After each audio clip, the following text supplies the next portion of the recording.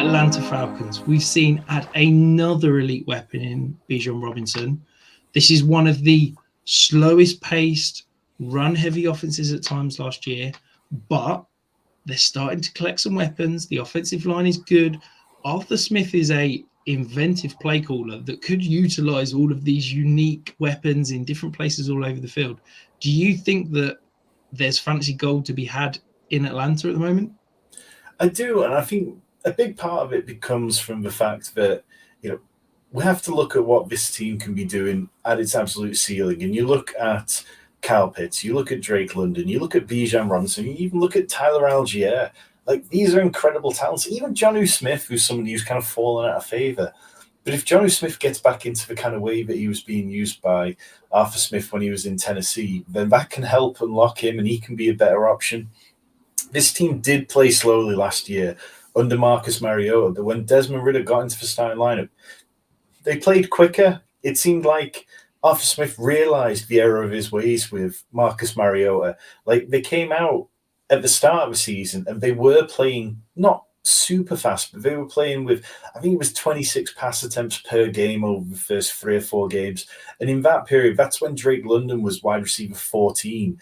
Then Arthur Smith sort of started to coach more conservatively, and the attempts per game dropped down to 22. And we didn't see any more from Drake London until the back end of the season when he was back to averaging over 13 PPR points. That was in the games with Desmond Ridder.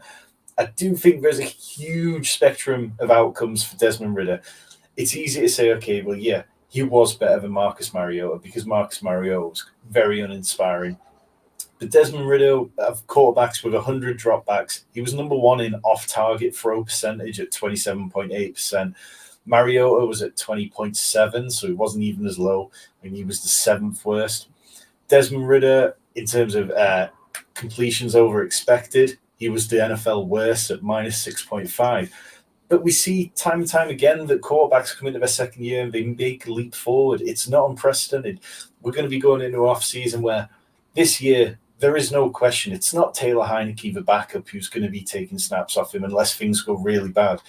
During training camp, it's all going to be tailored to Desmond Ridder. And with the weapons he's got, and with the offensive line, which they've made upgrades at, I find it hard not to expect a bit of a jump from him. And if he makes a bit of a jump, then Kyle Pitts, Drake London absolutely could be huge fantasy superstars. Yeah, it's absolutely with those weapons. It's the island of misfit toys as well. This is Arthur Smith is the only offensive coach that I am confident is going to be able to get the most out of those weapons by using them in inventive ways. You know, we're going to see Cole Pitts, Drake London, Bijan Robinson, Cordero Patterson, Jonnu Smith, all lined up all over the field in ridiculous formations.